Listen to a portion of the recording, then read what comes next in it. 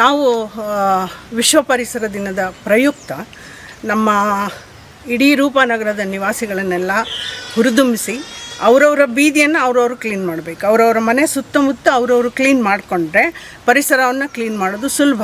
ನಾವು ಪ್ರಪಂಚವನ್ನೆಲ್ಲ ಬದಲಾಯಿಸೋಕ್ಕಾಗಲ್ಲ. ನಮ್ಮ ಮನೆ, ನಮ್ಮ ಸುತ್ತ, ನಮ್ಮ ಸರೌಂಡಿಂಗ್ನ ನಾವು ಕ್ಲೀನ್ ಮಾಡ್ಕೋಬೇಕು ಅನ್ನೋ ಅವೇರ್ನೆಸ್ನ ಕ್ರಿಯೇಟ್ ಮಾಡಿ, ಈಗ ಕೇವಲ 2 ಬೀದಿಯಿಂದ ಕಲೆಕ್ಟ್ ಆಗಿರೋ ಕಸಗಳು ಇಷ್ಟು, ಹಾಗೆ ಎಲ್ಲ ಮನೆಯಿಂದ ನಾವು ಕಲೆಕ್ಟ್ ಮಾಡಿ ಕೊಡ್ತಾಯಿದ್ವಿ. ಮತ್ತು ನಾವು ತಿಂಗಳಿಗೊಂದು ಸತಿನೂ ನಮ್ಮ ಪ್ಲಾಸ್ಟಿಕ್ ವೇಸ್ಟನ್ನೆಲ್ಲ ರಿಸೈಕಲ್ ಮಾಡೋ ಒಂದು ಯೂನಿಟಿಗೆ ಕೊಡ್ತಾಯಿದ್ದೀವಿ.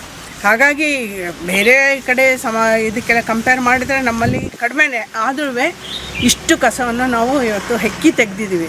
ನಂದು ಒಂದೇ ರಿಕ್ವೆಸ್ಟ್ ಅಂದರೆ, ಎಲ್ಲರೂ ಅವರವರ ಮನೆಯ ಸುತ್ತಮುತ್ತ ಅವರವರು ಕ್ಲೀನ್ ಮಾಡ್ಕೊಂಬಿಟ್ರೆ ಈ ಕೆಲಸವನ್ನು ನಾವು ವಿಶೇಷವಾಗಿ ಜೂನ್ 5ನೇ ತಾರೀಕು ಮಾಡಬೇಕಾಗಿಲ್ಲ.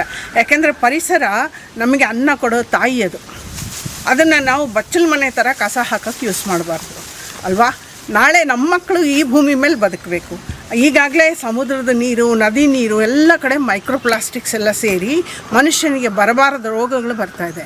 ಅದನ್ನೆಲ್ಲ ಅವಾಯ್ಡ್ ಮಾಡಬೇಕು ಅಂದರೆ ನಾವು ನಮ್ಮ ಮಕ್ಕಳನ್ನು, ನಮ್ಮ ಜನರನ್ನು ನಾವು ತಿಳುವಳಿಕೆ ಕೊಡಬೇಕು, ಅವರಿಗೆ ಅವೇರ್ನೆಸ್ ಕ್ರಿಯೇಟ್ ಮಾಡಬೇಕು.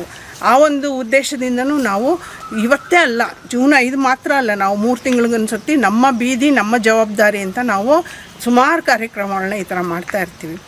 ನಾವೆಲ್ಲರಿಗೂ ಕೇಳ್ಕೊಳ್ಳೋದೇನೆಂದರೆ, ಇನ್ನು ಮುಂದೆನಾದರೂ ನಾವು ಈ ರೀತಿ ಕಾರ್ಯಕ್ರಮಗಳ ಮೂಲಕ ಅಥವಾ ಪ್ರತಿದಿನದಲ್ಲೂ ನಮ್ಮ ಮನೆಯಿಂದ ಕಸವನ್ನು ಹೊರಗಡೆ ಹಾಕದೆ ಮನೆಯಲ್ಲೇ ಇಟ್ಕೊಂಡು ಅದನ್ನು ಯಾವ ಜಾಗಕ್ಕೆ ಹೋಗಬೇಕೋ ಅಲ್ಲಿ ತಲುಪಿಸೋದನ್ನು ನಾವು ಆರಂಭ ಮಾಡಿದರೆ ಪ್ರಕೃತಿ ಮಾತೆಗೆ ಒಂದು ಮರ್ಯಾದೆ ಕೊಟ್ಟೆ.